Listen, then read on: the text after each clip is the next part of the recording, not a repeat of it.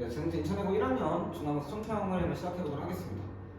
먼저 총평 시작을 하기에 앞서서 많은 분들이 사실 난이도가 좀 어땠는지에 대해서 물어보고 있어요. 그래서 학생들마다 사실 피드백은 다르게 해주고 있긴 한데 일단은 이번 총평 영상에서는 난이도가 쉬웠다 어려웠다에 대해서 언급을 하진 않을 겁니다. 그러니까 왜 그런 거냐면 시험 봤을 때 여러분들의 어떤 생각이 더 중요하기 때문이에요.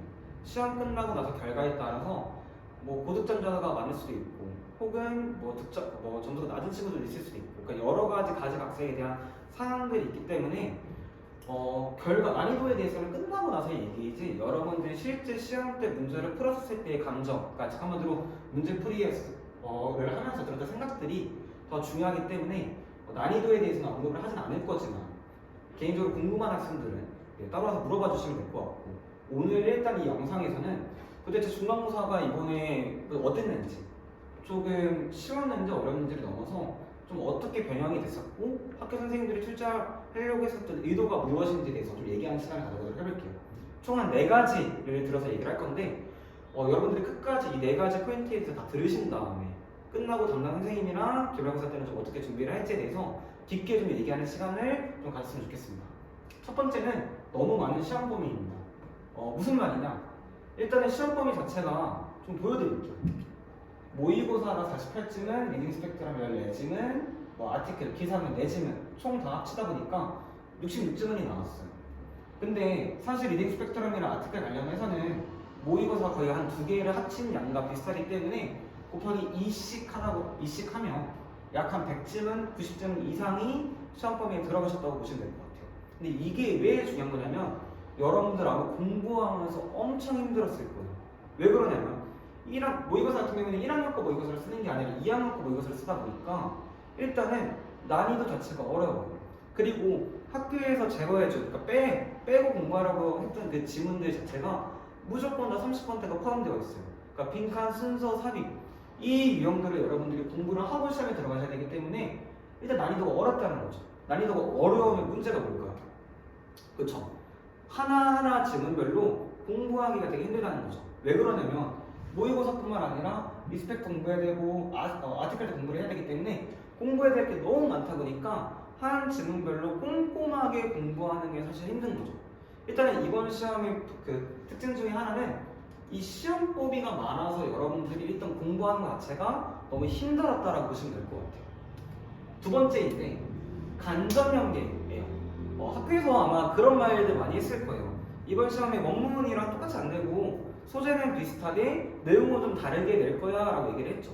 그러니까 겁을 사실 주긴 했지만 실제 겁먹을 필요는 없었어요. 뒤에서 설명을 하겠지만 일단 간접 연계의 포인트가 하나가 있고, 두 번째는 변형된 게 좀 많습니다. 작년 시험 같은 경우에는 변형된 게 많이 없었거든요. 거의 없다라고 보시면 될 것 같은데 어버버이 같은 경우는 그대로 나왔었으니까. 근데 이번 시험에서는 변형도 많았고 간접 연계로 된 지문도 많았다는 얘기죠.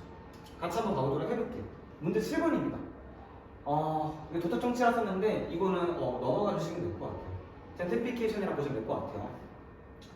이 첫 번째 문장과 두 번째 문장은 여러분들이 실제로 공부했던 원문을 가지고 왔어요.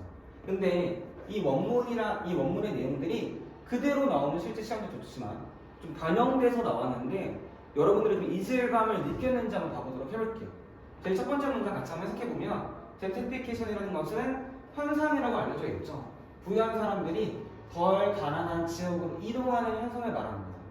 그때 집을 개조하기도 하고 새로운 사업도 이끈다라는 게 첫 번째 문장이었었고, 두 번째 문장에서는 이 과정에서 자산 가치는 증가하고 임대료도 오르고 그리고 가난한 지역에 원래 살았던 사람들은 이동한다, 뭔가 내쫓기게 된다라는 게 첫 번째 문장과 두 번째 문장의 내용이었습니다.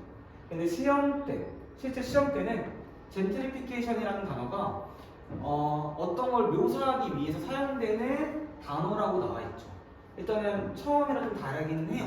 근데 아마 해석하는 데 있어서 여러분들 단어를 다 안다는 가정하에는 크게 이질감을 느끼지 않았을 거예요. 더 부유한 사람들이 어디로 가는 거냐면 오래된 어떤 도시의 지역으로 이동하는 것을 말한다고 했어요. 그러니까 지금 무슨 말이냐? 이 빨간색 되어 있는 표시들이 다 패러플라이징 되었다고 보시면 될 것 같아요. 근데 아까 여기서 자산 가치가 증가했고 임대료가 올랐다고 병렬이 연결돼서 표현을 했잖아요. 실제 시험 때는 뭐 관련된 어떤 증가가 있대요. 임대료와 자산 가치의 어떤 이런 밀접한 어떤 증가와 함께 라고 정도만 표현을 하고 있죠. 그러니까 이런 간접 연계 지문이 한 2개 정도 나왔다고 생각하시면 될 것 같아요. 근데 문제가 뭐냐면 여러분들이 이 원문에 대해서 내용을 꼼꼼하게 공부한 거 당연히 공부를 하고 들어갔을 건데 혹시나 출제된 시험의 단어를 모른다고 하면 그러니까 시험 출제되는 원문에서 혹시 막 단어나 뭐 내용에 대해서 정확하게 숙지가 좀 부족한 학생들이었다고 하면 조금 이상하네 라고 생각을 했을 거예요. 반영된 거를 좀 같이 봐볼 건데 문제 8번이에요.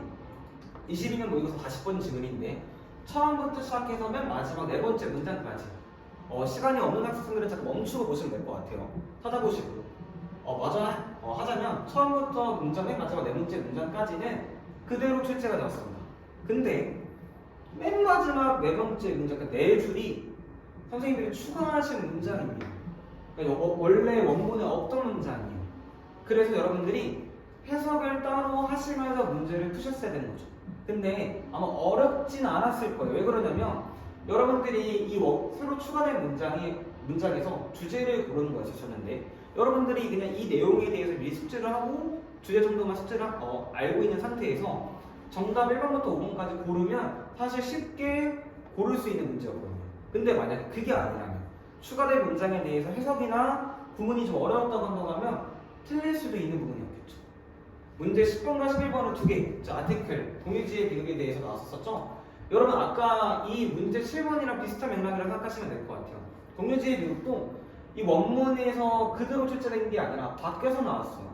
그래서 소 키우는 사람으로 뭐 소재가 바뀌긴 했었지만 뭐 내용이 좀 바뀌긴 했었지만 원문이 그대로 출제되었기 때문에 그러니까 원문이 좀 바뀌긴 했었지만 좀 정리해서 다시 말씀드릴게요. 동의지의 비극도 이 소 키우는 사람으로 일단 소재 내용이 바뀌어서 나왔고 원문도 기존이랑 다르게 출제가 되었었죠. 그래서 여러분들이 좀 이질감을 느꼈을 수도 있어요. 공유지의 비극 같은 경우에는. 그러니까 제가 말하는 핵심은 뭐냐면 이렇게 원문에 그대로 출제된 게 없다는 거죠. 변형이 돼서 출제가 되었다고 보시면 맞을 것 같아요. 마지막 하나, 문제 14번도 님비 현상 관련해서 나온 건데 솔직히 이거 무관한 문제로 출제가 되었잖아요. 근데 보통 무관한 문제 같은 경우에는 나머지 원래 있는 문장에다가 갑자기 처음 보는 문장만 새로 추가해서 문제를 푸시면 돼요. 근데 학교에서는 좀 헷갈리게 보기 1번고, 보기 1번도, 보기 4번도 처음 보는 문장을 출제를 했습니다.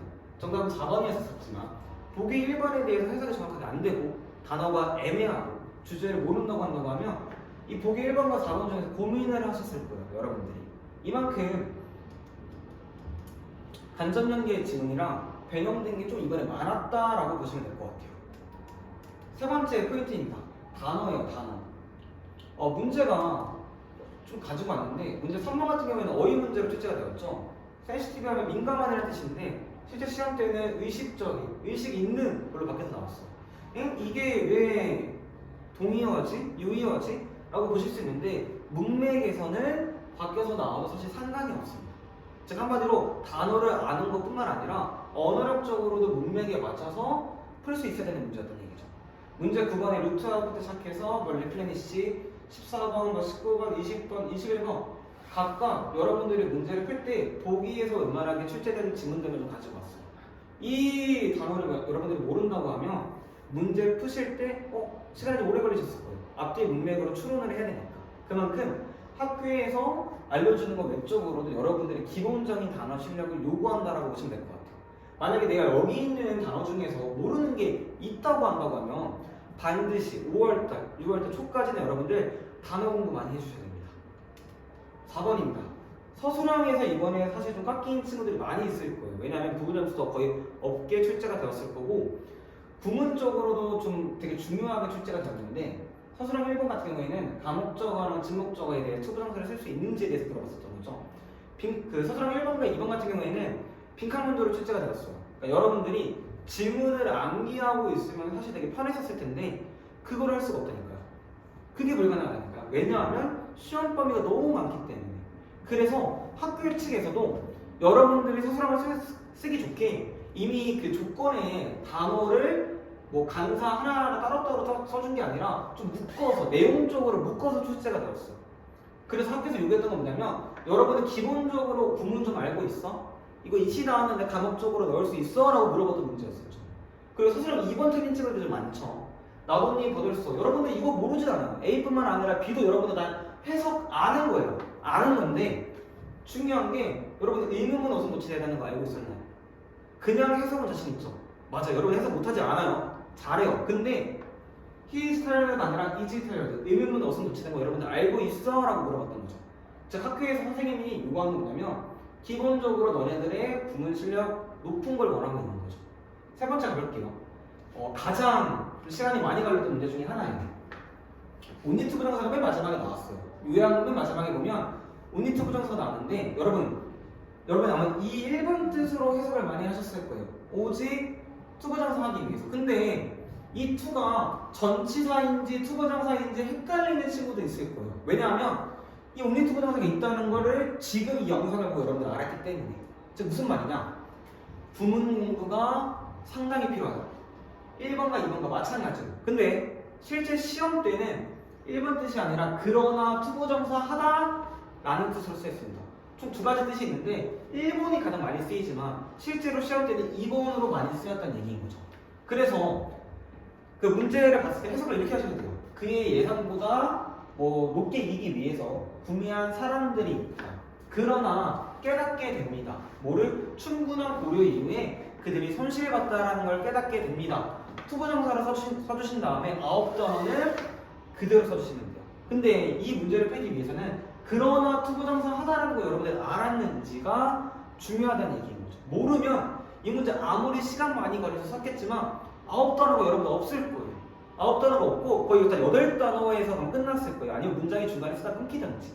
이해되셨나요? 마지막으로 서술은 4번인데 이건 뭐냐면 학교에서 이 문제는 약간 어휘찾기예요. 매칭 게임이에요. 무슨 말이냐? 포함하는 건데 거의 활동이 없는 걸 포함해요. 안 움직인다는 얘기죠. 혹은 어떤 신체적인 활동도 없다. 비슷한 얘기하고 있는 거겠죠. 그리고 이주도 아닙니다. 무슨 뜻일까요?